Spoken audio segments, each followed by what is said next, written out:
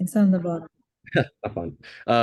So what I like to do is let them know, like have them their percent on the double the commission. And then some states they don't allow to do dual agency, but the way you work around that, because I learned that from the state of Kansas, is they can do a transaction brokerage route. And what that means is the broker is the one who gets involved. They're the ones who handle like the commissions, and they can work themselves out. So if the agent can't do dual agency, the works around it is, can you do a transactional brokerage, and they know what it is that you'll be talking about. And also sometimes some agents are going to let you know, like, well, if you want to bring an offer in this, we have to get you in the contract. That's like saying, hey, I want you to get married to me on this deal, and then let's stay married for the rest of the time and see what it is that we can work on. No, I want to see how many properties, many properties is that you have going on, and how many properties you're bringing, and then how many of those properties can we close to help you out move that inventory, so that way you can get more commissions, more properties, and a lot of those properties are going to be off market in the future. So that's the kind of business it is that I'm looking for. If you can't work out with that, that's perfectly fine. I'll just reach out to like a different agent. But again, on their side, on the agent side, it's more about the service and the sales and the commission. So you just gotta work around with that and just build that relationship. But also you gotta bring the promises as well too of how quickly it is that you can close, which is usually between 3 to 4 weeks. And they really like that. And then make sure that everything works on that side as well too. But now going back to our subject county, or Washington County over here in Arkansas, we're looking at some property, some houses that have been sitting for 45 or more days. I am going to filter it down for the number of days and of course the price as well too. I want to see what the low prices homes are going for, and making sure that they are not staying like way too far out from like the city. Um, Sometimes they could be good. I can check out. That's why I like to do the rental analyzer to see how it is in terms of like renting around that area, or just go through Zillow and then go through like the rent for that specific zip code that we're looking for. So far, if I were to look at this one, it is further out. This I would say it's about a 10 to 15 minute drive from the metro area. So not too bad, but I want to get a little bit closer to this area, or right over here, so I can see what it is that we have going on and what the average prices is for this one. So off the bat, this 205 3 bedroom sitting right over here. I already like this. I already see the repairs that it needs. I'm already heading over to the average repairs. If you guys go back to the average repairs, we're looking at kitchen, floors, bathroom, and paint. If you guys disagree with me, let me know. But that's what I see so far. Maybe outsiding. The roof looks about 10 years old. Um, there is a driveway, there's a driveway kind of for a garage, but there's no garage whatsoever. Um, and excuse me again, as I'm sick. So kitchen, floors, paint, lighting as well too, doors. So again, this is gonna be kind of like in the high average route, which is gonna be between 40 per square foot. So now what I've done is, and this actually will be free for you guys, just head over to the website, my name, eltonvargas.com, and you're gonna type in, head over to the calculators, and it's gonna be Pro Bundle. The Pro Bundle is gonna give you guys access to the ARV and the complete rental analyzer calculator completely for free. You just have to use the coupon code not gatekeeping, and you have full access to that. For those who are joining these Zoom meetings, they're getting it for free. Anybody outside of that, they have to pay for it. So use the code not gatekeeping, because this is what is going to help you guys analyze it. And this is what we're going to be using today is the ARV calculator. So the way it's going to go is we are going to be wholesaling this property off the bat. It's going to give you like a possible buy price. Excuse me. It's going to give you a possible buy price. We're not going to go off the buy price just yet. We want to go through a few other things. We got to fill in the property information first. So at this property that we're looking, it's a 3-1 1458 for $205,000. So I'm gonna put all the information over here, 1458, 205 asking. If you guys do have any questions, I always recommend to like write them down and then put them off. We can ask them at the end of the meeting, so that way we can go back to it and answer your questions. Um, oh, let me put it over here. Great question. That's gate. There you go. So that's the coupon code for the calculator. So first thing, this is going to be our first step is we want a wholesale deal. The asking price that the agent put in there is $205,000. The living space is 1415 square feet. I do have to check out see if it has like a basement. I'm gonna head over to the property details because some states have basements, some of them don't whatsoever. And then based on this property, there is no basement. It's a crawl space. So I have to put 0 on the basement. Closing costs. Your end buyer is always, always, always going to be paying the closing costs. If you're buying the property yourself, the closing costs will be between 2 to 5%, 2 to 6%. So I'm gonna go with 5. And then the last one is good. Again, for wholesale deal is always going to be 10%. So that way your end buyer, you know how much your end buyer is going to be paying on those closing costs. Again, we do have a possible buy price, but that's not going to be our thing at the moment. Next is going to be our repairs. So again, based on the repairs that we're just looking at, it's a high end. So I'm gonna go with $40 per square foot. And automatically over here is going to tell us about how much it's going to cost for those average repairs, more on the high end, just because it's going to take a little bit more for this one. And some of you might be thinking, is that already including labor, everything? Again, those are repairs. It's good to bring those type of estimated repairs to an end buyer. Again, everybody does it very differently, but I've noticed that it's really spot on to like the square footage, because it's going to take about a 10 to 15 for the kitchen, $10,000 for the bathroom. Painting is going to be $3,000 to $4,000. Windows are going to be another $5,000. So all of it starts adding up. So roughly 58,000, maybe $60,000 is going to be right about on. If you always want to just play it safe, just add $5 more to the square footage. And this is definitely going to be more than reasonable, especially in Arkansas. More than reasonable for an average repair, for especially for this subject property that we're looking at the moment. Again, sometimes you're going to find end buyers that are just going to do things very, very try to do it as low a cost as possible. So it's good to have like the highest possible number that it is that they can spend. So I'm gonna play it safe, and I'm actually gonna say like $43 a square foot. Now over here, it's gonna give us some ARV. Of course, an investor, they're gonna want their cut, always 15 to like 20% if they're trying to do a flip. If they're trying to do a buy and hold, it's going to be 10% on their profit. But right now, if you're looking for a fix and flip buyer, then by all means, it's going to be 15 to like 20%. Or sometimes they let you know, like, hey, at least I want to make about 60 or $80,000 on the deal.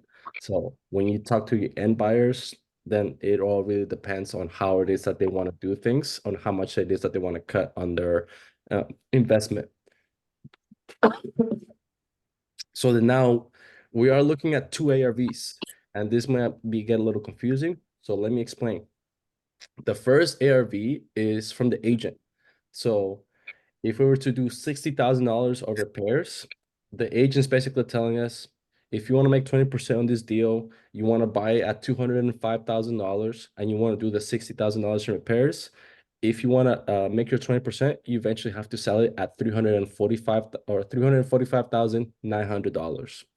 Now, the other side is our possible purchase price. What we have to get under contract and what we have to work with the agent is we have to get under contract for $133,000 or less. And then if you want to make our 20%, aka our end buyer, and then do the $60,000 in repairs, then it's going to take about $250,000 of an ARV or a comp that we got to look for that is going to be selling at this price. So what this does, it gives you a perspective of what kind of comps you should be looking for. Whichever side is the closest, then now you're getting to a sense of a realistic situation that either the agent is not doing the numbers properly, or either the agent is just following what the seller wants, and just not doing any comparables, or we're doing the homework and we know what the property could sell for, and then the numbers end up being on our side. So that's where you have to work the negotiations. So now that I have a clue of where our comps and our ARV is, this is what I gotta look for when I'm looking for some comparables. So I gotta look for comparables between 251 to 345, and then see which side a lot of these comparables are selling for. And the way I like to do this is by going back to where I found the property. So the 205 property was somewhere over here on the left side. Where'd I go? There's a fourth filter. Oh, there we go. All right, so our subject property is right over here.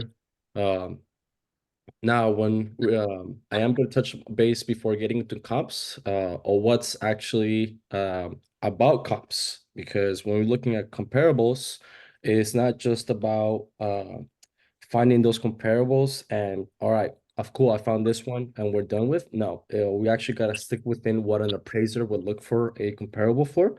Uh, so there are certain parameters that a comparable looks for. And those parameters are going to be like this. Um, First thing first is we want to make sure the property is within 300 square feet of a difference. So plus or minus 300 square foot. So we're looking at a 1,400 square foot home. It's either going to go up to 1,700 or it's going to come down to 1,100. Those are the plus or minuses on the square footage. Two, a lot size. A lot size is going to be 2,500 square feet, plus or minus on the square footage. If you want to get too crazy like that, I really don't work a lot on the lot size. I really wouldn't worry about that, but sometimes it does come into play. Next is going to be a half mile to a 1 mile radius um, from our subject property. Nothing too far out. And I'm going to be using prop wire just because prop wire gives you that half mile to a mile radius option where you can put it into it and it's going to show you some properties. Additionally, two is going to be four is the do not cross any double yellow lines. Double yellow lines. And what I mean by that, I can already see it on this property, is this road right over here, West Weddington Drive. Looks like it's a busy road. So that could be a double yellow line where there's a lot of hot traffic going on, trucks, cars, or just basically it's the main road for everybody to head over to, which as we can see over here in our subject property, the freeway is right close to it. So this is going to be like a main road that a lot of people head over to commute. Even this one too, North Porter Drive. That's going to be like another one, but I am going to be using the what I like to use for it is do Street Viewer and just to confirm and see if it's actually a double yellow line road that I am looking at. If it decides to pop up for whatever reason, it's just not popping right now. Yeah, it's just not working, but it's perfectly fine. Next is going to be if you're looking at comparables, plus or minus 10 years of a difference. Um, Nothing way more. If you're looking at a 1955 home and then comparing it to a 2000s home, that's not going to be a property that you want to match it up. It's either 1955 or 1965, or if but you got to decide which side you're comparing it over to. If it's a 2000 home and it's gonna have different foundation, different construction, it's newer, everything's more updated as well too, then that's the things that you gotta compare from there as well too. So those are a lot of the main things that we're gonna be looking for in our comps. Uh, uh, Let me head back over here. So now when we're looking at our comps, first things first, as I mentioned earlier, we are going to be looking for the ARV, which is that, and then also sticking to the parameters over here as well too for our comps. So I'm gonna change this for sale. I am going to be looking at the last 6 months. And again, our subject property is a 1963. It's been sitting for 50 plus days. It has one car parking space, driveway, and then also 1458. Let me adjust the square footage over here. So 1458, 1100, and I'm gonna go with 1700 on the square footage. So there are about 10 homes. Um, Nearby. Our subject property is right over here. We do have this 305. Oh, let me change this to most recently sold. And I want to see. So it looks like a lot of the homes are right over here in this area, which is within the neighborhood, which is perfectly good. Um, this property, let me see if it got updated inside. Great floors, walls, ceilings, kitchen. Looks good. This was in July, so prices were a little bit different in July. So it's like getting close to that 6 month, 6 to 9 months. It's a really good time frame. So this is perfectly fine. I am gonna write down the square footage of how much it actually did sell for. So I'm gonna put that over here. And then we're gonna head over to over here. And then we have one comp sold for, why is this thing so big? We have one comp that sold for 216. Let's go back. This one sold in August, 1430, not bad. One floor, okay. That's pretty good, 290. So as we can see, even this one, November, that's even better. Same thing, one floor. This one does have a garage, but it does have like that driveway as well too. So maybe we can convert, maybe our end buyer has to convert this into like a garage. Again, that's why repairs are could be very, very different. We can match it up to this one. This is the closest one that we have. We're looking at 197. This one is at 203. So to 197, and the other one is going to be, what was it? 203. And when we're looking at comps, we are going to be looking for comps that are, we're looking for 3 to 5 comps. And honestly, I already like the 3 comps that I already have, but uh, this one, it's a double 2 level home. So this one works, but it doesn't work. That's why it's a little bit more expensive, just because of that extra level. So I want to check out this other side. Also July, one floor home, updated kitchen. Great. I want to check the outside. I don't know if it has like a driveway or no driveway. And garage. Yeah, it does have a garage as well too. And then also, just because you're looking at comparables that are fully updated, you also want to look at crappy ones. And the reason why is because you don't want, if you're trying to bring an offer in to like buy, you want to see what the lowest property sold for. And then off the bat over here, we already found a 1450, I mean 1420 square foot home sold in October. So about 3 months, 2 months ago, a little over 2 months. And not too bad a condition, but again, it's something that we want to keep in mind as well too, because we know how much a property can sell for at the lowest. Because if we go back to the numbers, our offer is at 133, but then if we know that a property sold for 150,000, that means we have some room to even negotiate. But of course, it's always best to get like the lowest offer. So the way now when it comes to like my offers, um, I like to do my offers like this. And so our offer has to be at 133. That's basically going to be my last option. If I happen to have like a higher ARV, cool. But when in doubt, I'm gonna play it safe and then try to go from there. Uh, so I'll go probably $10,000 less over here. What is this, 123? So let me write it down so that we guys can see. Uh, and again, these offers are, yes, a little bit way too low. So that's why you got to get rejected off the bat and whatnot. But again, 50 plus days, not too bad, but it's all about seeing where those offers are. So my offers will have to be right over here. Again, my top offer so far is telling me that it's this number right here. But just because it gives me that number doesn't mean I'm gonna start off right there and then go escalate from there. I want to start a little bit lower from that number and then slowly make my way up to that 133,250.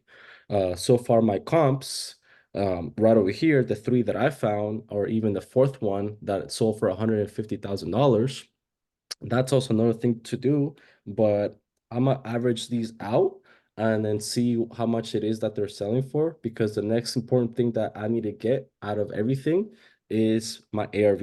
So that's why the ARV is the number one thing that we gotta be looking for. And then that's what this section is all about. So repairs, get the repairs, stick within the comp parameters, find out what a possible offer is going to give you, which we already know it's 133 to 50. But now that you find comparables, you want to make sure you're analyzing all of them and then see what the average is. And so far, the average for these three comps that I found, they comes out to $205,000 per square foot. And we multiplied that 205 times our subject property, which is 1458 dollars. 1458. Now it's going to give me what my property is actually going to be selling for, which a lot of them are selling for the same price, which is $300,000. To be exact, is 299 with 376. So I'll write that down. 399 with 376. But as I confirmed already earlier, that's what a lot of these properties over here were selling for, 290, 280, 305. So then now what I'm going to do in my calculator is I notice a lot of them are basically in between both of the ARVs, which is really good because again, we have to estimate where the actual truth is at. And the truth is in the middle between us and the agent. So we're going to put our ARV of $300,000.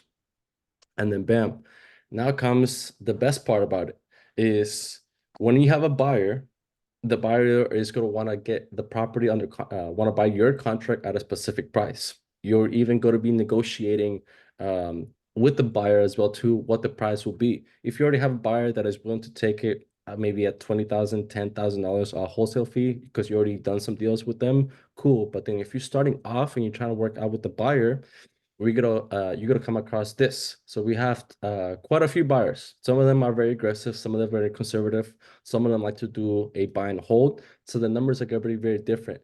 But if you categorize all your buyers from either fix and flip or buy and holds, and you let them know, hey, Mr. Buyer, I found a property over here in Fayetteville, Arkansas. The ARV happens to be $300,000. It needs about $60,000 from repairs. You can make your profit is going to be between a 45 to $50,000 on it. You do have to pay the closing costs, but I actually got it under contract at $140,000 under contract, a little bit more than what we actually expected. But you know how much it is that they can buy it for, because these numbers right over here, after I've learned so much from different buyers, it comes down to these two. If you're doing a fix and flip, if you're doing a buy and hold, then the numbers are going to be a little bit different, and then maybe you have to get it under contract a little bit different. But if you're finding a fix and flip buyer, you know how much room it is that they have it under contract. Of course, you want to start high. So you get under contract for $140,000 with the agent. And then from there, you have a buyer, a conservative buyer, and you tell that buyer that I'm willing to sell for 170, and you just work your negotiations, but you know what the most it is that they're willing to pay for it. These are the numbers going to be right over here. So one buyer is going to buy it for 166, one is going to be at 147. Sometimes some wholesale deals are not going to be very lucrative, where you're going to get 20, 50, $60,000. That's the thing about it. It's buyers are going to be very different, especially with the new year 2024. things in real estate are going to change very drastically. So it's always about trying to get it as early as possible. But knowing where your buyers are going to be at, it gives you the leverage of knowing how they're negotiating, and if they're more on the number side, or they just want to take it and they're willing to pay a high price for it just because of it. So this is going to basically break down to you for the ARV of $300,000, what the difference is from the asking price. So it's a 28% difference from what the white it's actually selling for with the agent, the closing costs they're going to be paying. Again, if they're a fix and flip or a buy and hold, and then also the profit. Maybe sometimes you're gonna have some of them that want a little bit more profit, and same thing, they're gonna do their own research as well too. So they're gonna want to see if there's some properties selling for 300,000, 280. And you already confirmed because you bring those comps to them, the comps that we found ourselves, basically these three over here, and then additionally this other one for 150. The only thing is about this is North Porter Road. I'm not sure if it's like a double yellow line road or if it's just like a big road over here, just because there's like a church and a couple other things over here whatsoever. But basically, you know all the numbers from your end buyers. So you don't have to do all that work. But when it comes to negotiating with an agent, that's step one. Negotiating, getting under contract is step number two. Getting an end buyer by negotiating with that end buyer how much it is that you're going for is going to be an additional step, and then making sure that everything closes is going to be another step as well too. So you are going to go through different steps, but basically what I've designed with the calculator is give you that entire process and that perspective of where it is that the agent is thinking and what kind of comps does the agent have to make sure it's able to sell for this price. If they don't have anything selling for that price, which I like to call out the agents, what comparables it is that you have where I can sell the property for like 345 or whatever it is, then that's going to tell them. They have to bring that proof over to you because again, they're already doing that to their sellers, and then they have to make sure that it actually makes sense to bring that offer in. Additionally, too, is how long has the property been sitting for? We're looking for properties that have been sitting for more than 45 days. So there's going to be definitely a room to negotiate for. And also is check out the history of the property. Um, Seeing if it got under contract. And over here, we do see that it did get under contract as well too. So ask the agent, I see it got under contract. What happened with that? The most common answer is, oh, the end buyer fell out because of finance. Well, did they fall out of finance, or did they find something about the property that they didn't like whatsoever?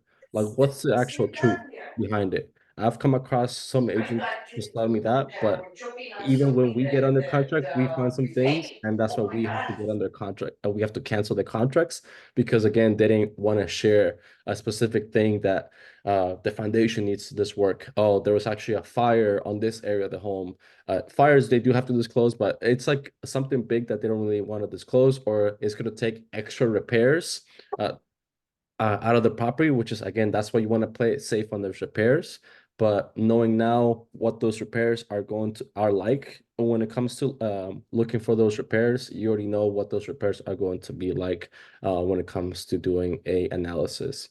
So this did take a little bit longer because I'm explaining it, but it's all about repetition. Because again, wholesaling, it's pretty simple when you look into it. It does get challenging when you start doing like your own, but the best route, and especially now, honestly, is get in touch with all of these people right over here, which are agents. The agents are the ones doing all the work already. They're the ones putting in the marketing. They're already doing the call calling. They're already following up as well too. So it's all about getting the properties. And especially with how things are going to be changing, there is going to be more properties that are going to be available coming out for this year and the following year as well too. Um, but before I move on forward, any questions so far or anything that you want me to retrace back from anybody by any chance?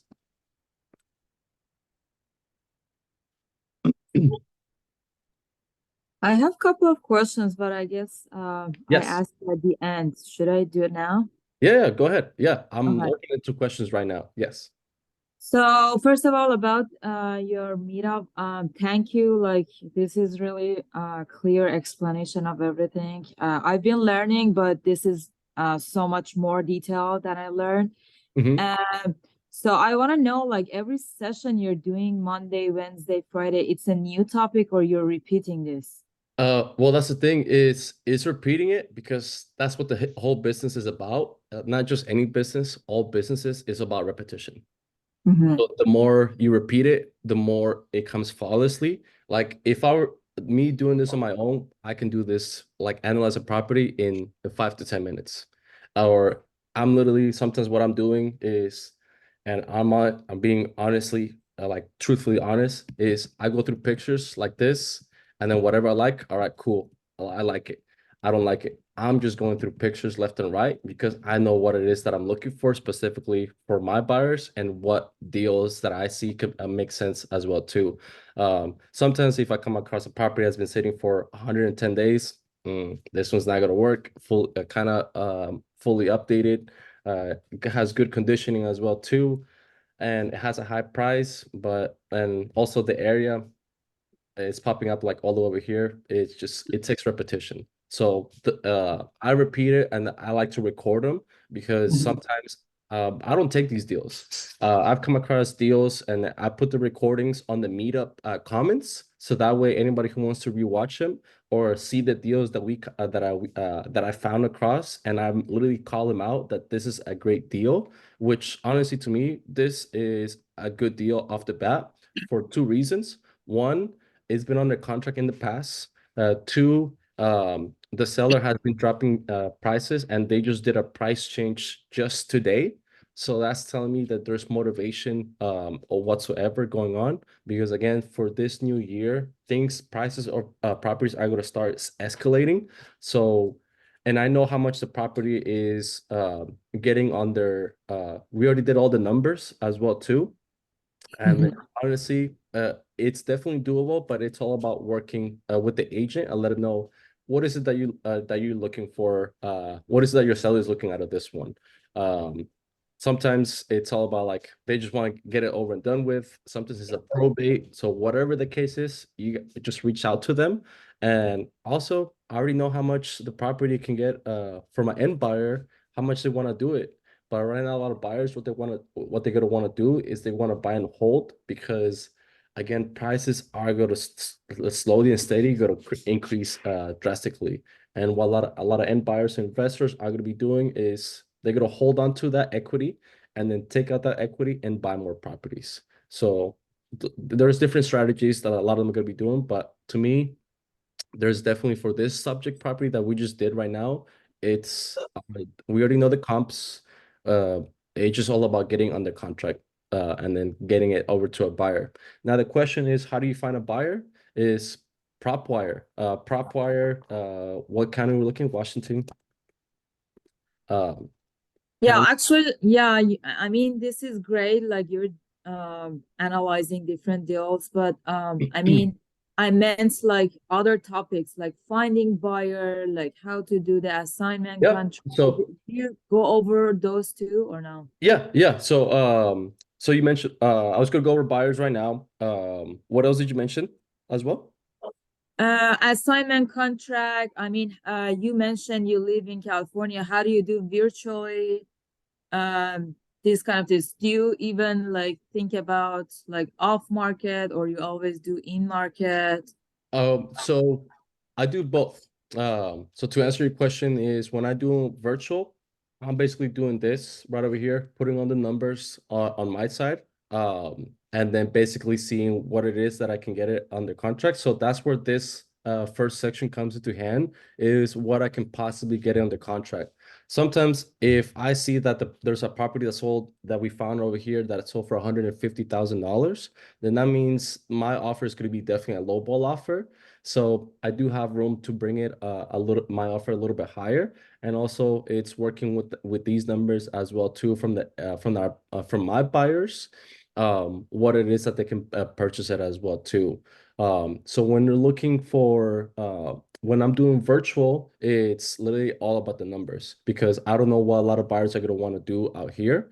So first thing first, I want to see where the truths are actually landing. And the truths so far for this one are landing that it's in between me and the agent.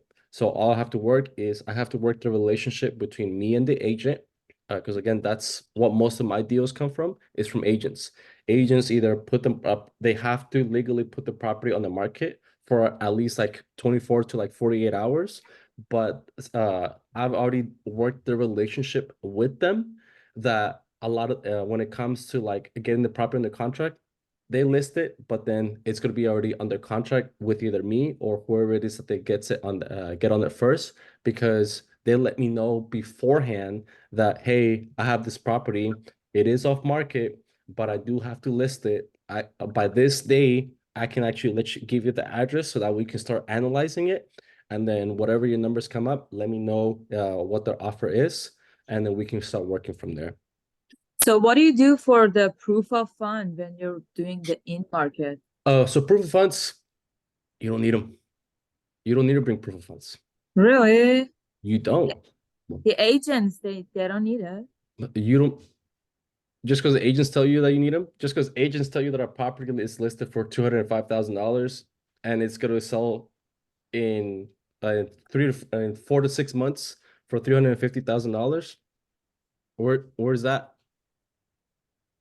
That's Mm. just them telling you. That's why when it comes to agents, it's like a hate and love relationship. Because again, I love that they're doing the work, but I also hate because sometimes they just like to skip a lot of the steps and they just bring the whatever number is, or sometimes they just listen to the seller. They want to sell it at this, they won't go any lower than that.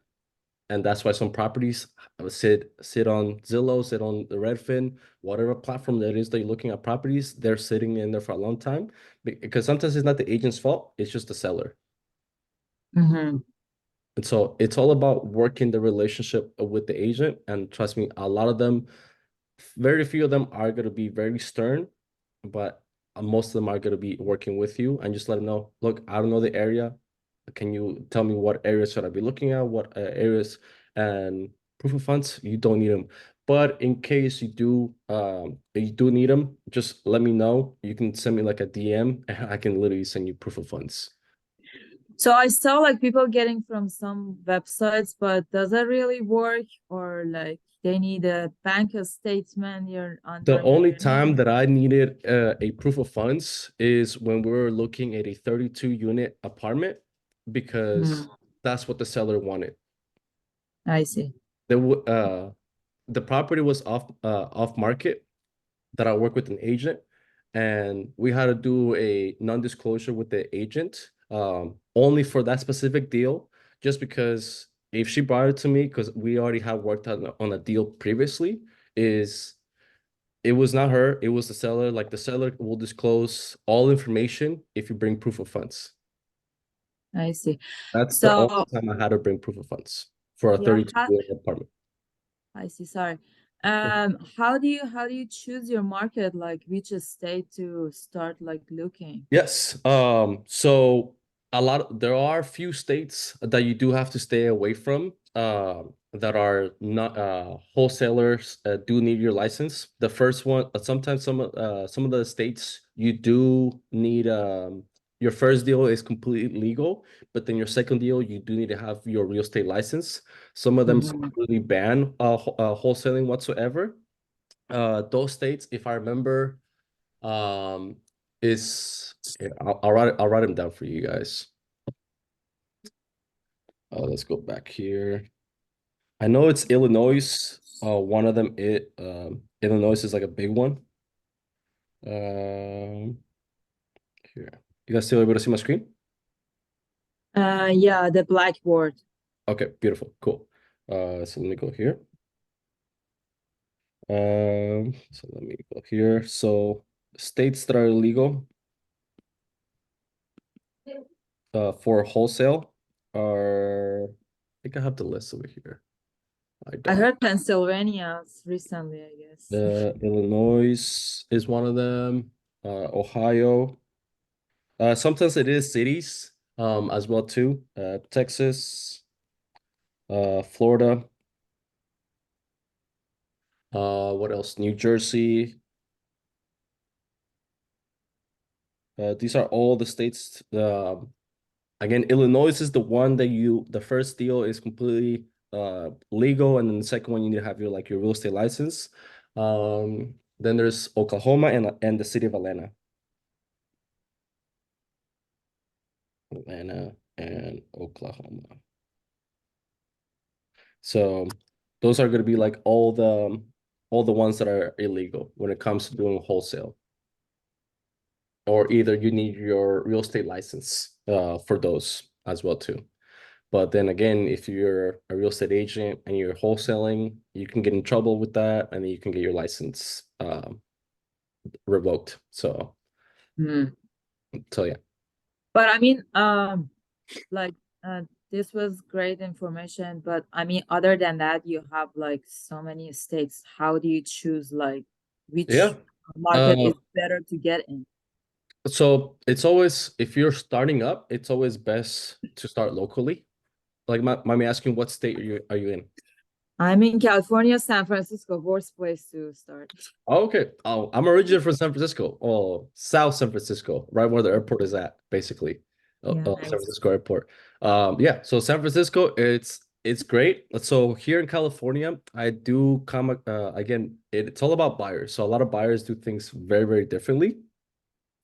Over here in Southern California, I come across a buyer that did things a little bit different when it comes to doing their ARVs. So the most common route that a lot of buyers do is like this. So you get the ARV. Sometimes some of them multiply it by 70% rule. Mhm. Then they subtract their repairs, and then you subtract your wholesale fee. Mhm. Wholesale fee. But that's one of them. Another one, they do the other way. So they get the ARV, they subtract repairs, multiplied times their 70% rule, and then so on forth, minus wholesale fee. And I have a buyer that does things like this. They have their ARV, they multiply by 0.98. We try to ask, he's done so many deals that that's his number. Um, then he subtracts repairs, um, then he subtracts the wholesale fee. So honestly, it comes down to about finding your buyers and how it is how it is that they do their deals. Over here, we have three of them. The results Mhm. will be very, very different for all of them. So again, because buyers, especially now for 2024, they're going to do things very, very differently. Just because rates are going to start dropping. Sometimes some of these are cash, some of them do finance. They do so it's really whoever it is that you come across a buyer. So to answer your question, because you did ask it earlier, Uh-huh. we got to find buyers. So Yeah, that would be great if you explain. um, what's the count? It's a San Francisco County? Yes. Okay, cool. So if you're looking for buyers over there in San Francisco, this is the way you got to go. Again, use PropWire, um, Zillow, honestly, and this is the way. It's all about agents. I'm telling you, agents is literally like the best thing that can work with when needed. When you're doing like your own property, that's a whole different thing. That's up to you. But when it comes to this, even better. Recently sold. Um, then I'm gonna look for homes.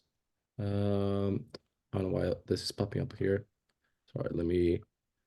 So recently home sold. It's kind of like Zillow. Sold in the last 30 days. And what I want to look for is look for properties already fully updated. Um, but go to like the history of it. Um, because when you look at the history of it and seeing if it was bought in November and then sold in this right now in January, that's an active buyer right there.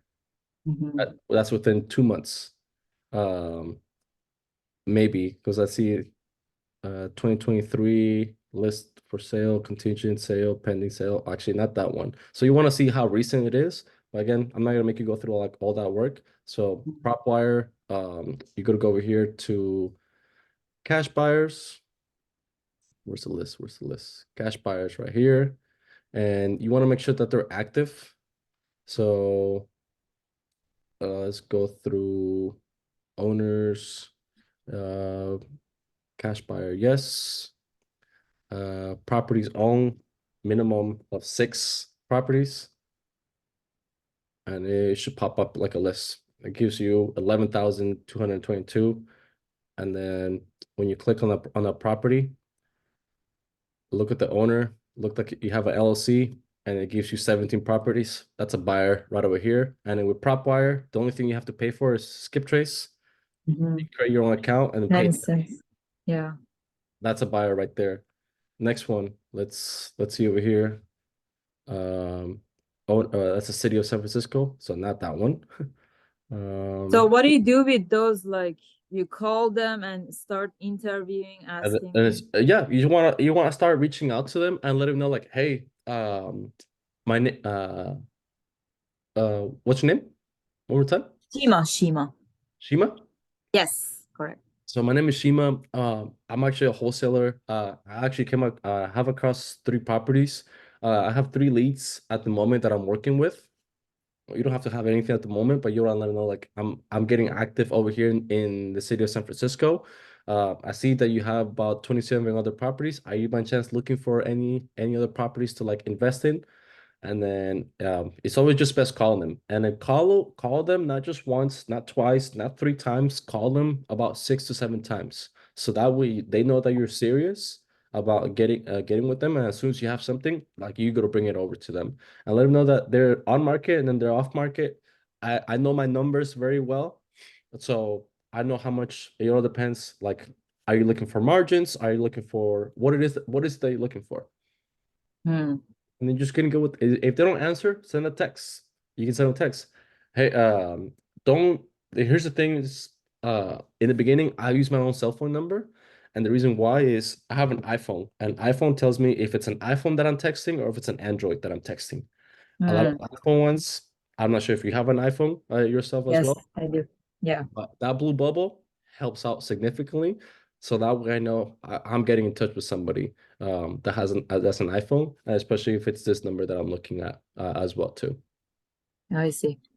So, you don't feel risky, like go to the contract with the seller and then what Well, if like you don't find a buyer? Is it well, risky to lose the like deposit or something? so the next thing is resources. I do have resources available for you guys. It's again, this is all completely for free. Real certification, calculators, all that, it's available. Under the section of files, you're gonna have your purchase agreement, the termination agreement. The purchase agreement is gonna I'm gonna download it, and part of it it's the inspection period. Buyer should give the to complete all buyer investigations, all matters affecting agreement anytime prior to the expiration period. Mm-hmm. So, and again, if the buyer is signing this, then they know that, all right, my inspection period is, I haven't done my inspection period, but if I want to expire it, then all deposits will be returned back to it. But again, you want to make, now another thing is EMD, your earnest money deposit is you deposit your earnest money deposit until your inspection period. Mm-hmm. If you're still within your inspection period, then you don't have to put any money down. You got the property in the contract. And then if everything works out well, you put your either $500 or 1% of the asking price. Especially here in San Francisco, it'll be 1%. So I know San Francisco properties are going to be very expensive. But again, that deposit is going to be submitted by your buyer, which if you have a buyer within your inspection period, they'll know how much you need to put into it, and you can let them know into your contract because again, the other contract is going to be your assignment contract that you want to bring into it there as well too. I see. Okay. Sebastian, sorry, but yeah, if that answers your question. And Sebastian, we'll get back to you. We'll answer your question in a second. Okay. Thank you. Okay. Any more questions? No, that was all. If you like if you have more questions, is there any way we can reach out to you, like email Yeah. address? Yeah, so I do more one-on-one. So again, that's could be through my website. Just do one-on-one sessions. It is Mhm. per hour, but we with the 1 hour that we spent over here, if you break it down to me like all the questions that you have, I'm gonna be able to answer every single question within that 1 hour time frame. I see. So again, Okay. I'm just too diligent on lining up everything, just because for some reason I feel like I have ADHD. So to me, it's like, bam, bam, bam. All right, cool. Next, next, next, next. It helps it out with time efficiency because again, this whole business is about time. Yeah. Thank you so much. I appreciate it. Yes. That If you have was any a questions, let me know. But we'll thank get you. to Sebastian. Sebastian. Yes, sir. Thank you for getting back to me. I have a few questions. First, as far as reaching out to customers, I know that you have to check the number on do not call list so you don't get fined. Is that true? So you Like if you contact a buyer, you have to, or a seller, you gotta make sure the number is not on do not call list. well, that's the thing is this is a business that you're not selling anything. This is a business that you're buying. Fine. So you're good. So Okay, I got it. there are, if you're using um like a platform where you're doing like some call calling or you're doing SMS, then that's where you do have restrictions because you're using like a third party resource where they are going to limit you. And there's a few keywords that you can't use whenever you're reaching out. If you're calling, that's perfectly fine. But if you're sending text messages from like a third party source to like do like your all your calls and whatnot, Uh-huh. then those text messages have to keywords. So like I said, in the beginning, I don't care if it is. I use my iPhone. Like the thing that's like in the beginning about it is like organizing who was it calling and all that, so that they have to transition over to like a platform that can help me track of all my leads and everything. So in the beginning, it was just Excel and iPhone, and then whoever was calling me back, I popped it up from there. Uh, Sometimes I will lose some deals because there or not lose some deals. I'll lose some people just because I didn't know who was calling me back. But again, I'll learn from my mistakes. So it all really depends. So I now what I do is I use both a second platform and my cell phone still to this day. I use the second platform as my quote unquote office number, but I'm able to text message and call from that office number. And I have my personal cell phone where sometimes I like to confirm those numbers and seeing if they're iPhones or if they're Androids as well too. Mhm. So Okay. that's why it's both of those. So yeah. So Okay. but I want to, if you have somebody that's on the list again, this is our business. Even when you're door knocking, the first thing that some sellers or some people are gonna tell you, like, what is it that you're selling? I'm actually doing the opposite. I'm actually interested in buying your property. Got it. So Got it's it. not soliciting. So unless you have like a service that you're selling for or a product you're selling, then that's soliciting. But other than that, you're interested in purchasing a property. All right. All right. All right. And a few more questions. Yes. When you met first, your contracts that you showed earlier, are Uh-huh. they valid in all states or just Yes. in California? All states. Like I said, So I'm those will go no in matter where Kansas, you go. Missouri. Yeah, no, you can do all 50 states. Okay. One more thing. You said in Illinois you can do only one deal as a wholesaler. And if I stand correct, I'm not sure if for the new year, because we are in the new year, literally. I'm not sure if things have changed. So Now, it's always just best to check on the county. So type in what's over Lake County, or I don't know like all the counties for Illinois on top of my head, but I know one Lake County because I looked at properties in there. Lake County, Illinois, wholesaling illegal or legal. okay, that I get, but the part I'm still confused is it one per lifetime or one per year? Uh, just just one overall, and anything after that per lifetime is per lifetime. Uh-huh. So do they require a license after that one, or there is no license for it at all? You have like your real estate license after that. Yeah. But real estate in Illinois or in a state that I live in? Well, in the state that you're going to be wholesaling into. So if you're wholesaling in Illinois, it has to be in Illinois. No. Let's say like right now I'm in California, but I'm reaching out to Illinois. Do I need to get California license for that or Illinois license for that? Illinois. Okay. Gotcha. Okay. But because you have your Illinois license, those are going to check and see if you have your California. So again, it's just things are changing. So it really depends on what requirements it is. But from my experience, is the first one is a lifetime. After that, you need to have the license on that same state that you're wholesaling to have your to do more wholesale deals. But at the same time, that's where it gets tricky because if you do get your license for that state that you're wholesaling deals in,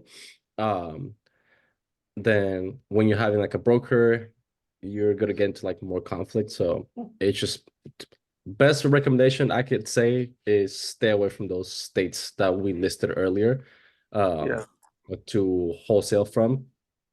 Just as again, it is gonna get rather complicated when it comes to like to doing some deals, especially virtually. And one last thing. Go ahead.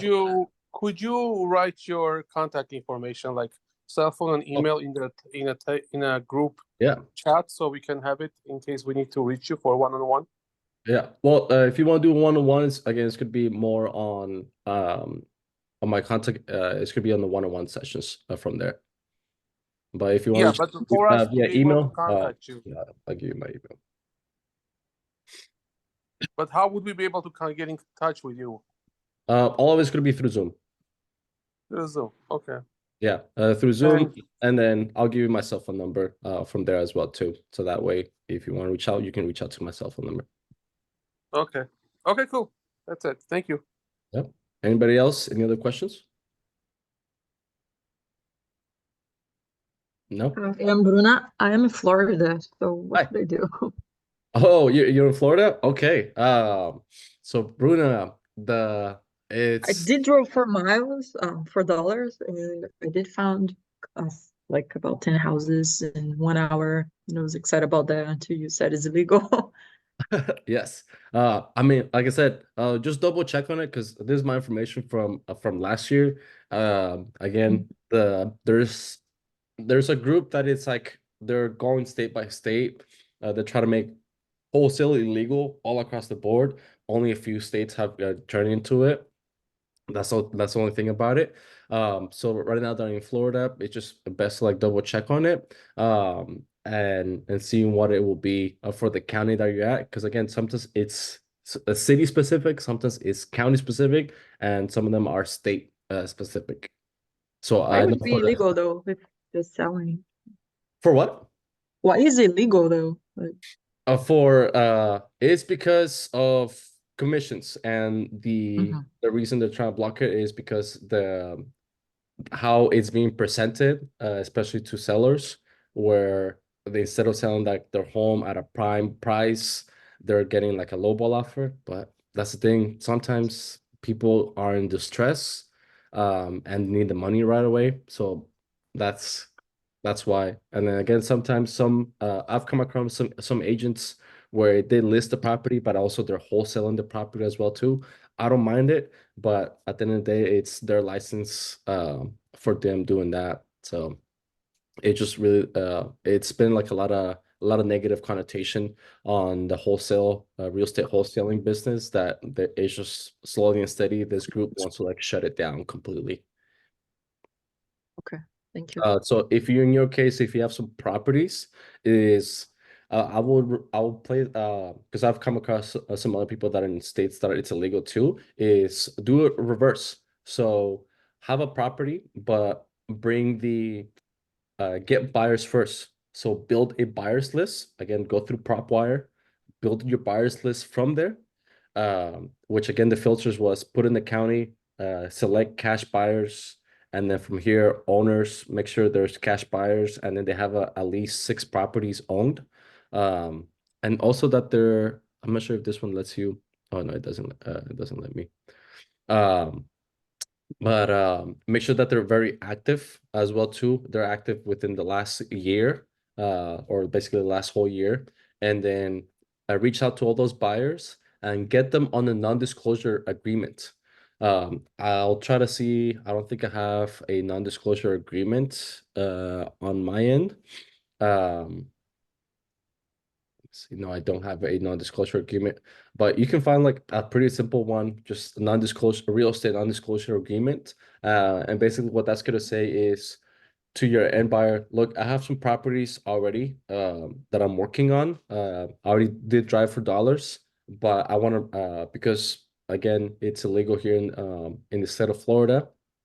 Is I can bring you these properties, but we can work in an agreement if you happen to be purchasing the property. So they end up, there's no assignment agreement. They'll end up purchasing the property, but then they'll pay you. They're contingent to paying you a kind of like a finder's fee, is what you will call it, for them, for you bringing them that property that is off market. Nice. Okay, I'll look into it. Thank you. Yeah. So find a non-disclosure agreement, find your buyers, reach out to those buyers, let them know that you have some properties that are off market from your driving from dollars. But part of the non-disclosure agreement is that you're willing to share all the information that you have, all the proprietary information that you have from that property, comparables, everything, pictures, whatever it is that you have so far. And then additionally too, if you're really interested in purchasing the property, you'll be the one who's going to go through the entire process, but then you'll be end up paying me a finder's fee of $10,000 for that property. Okay, perfect. So there's a way around kind of. Yeah. Thank you.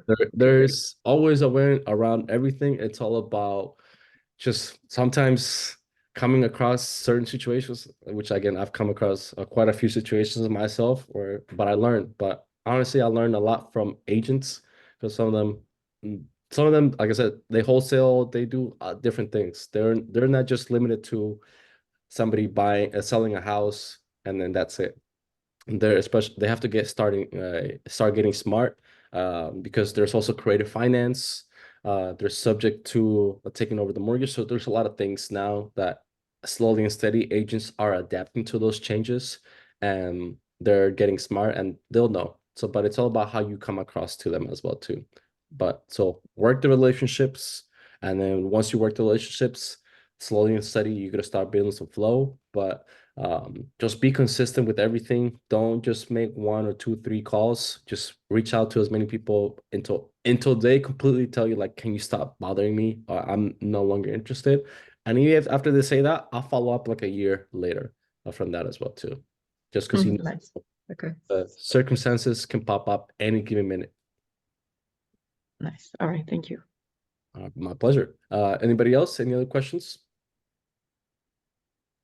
No, that's it. Okay. Well, again, this call was recorded, so it is gonna be put on the comments on the meetup of the call. And then I did not notice too, a lot of the dedication is gonna be for free for you guys. I'm gonna start adding all these calls as well too into here, so that way it's a lot easier. So everything is on my website.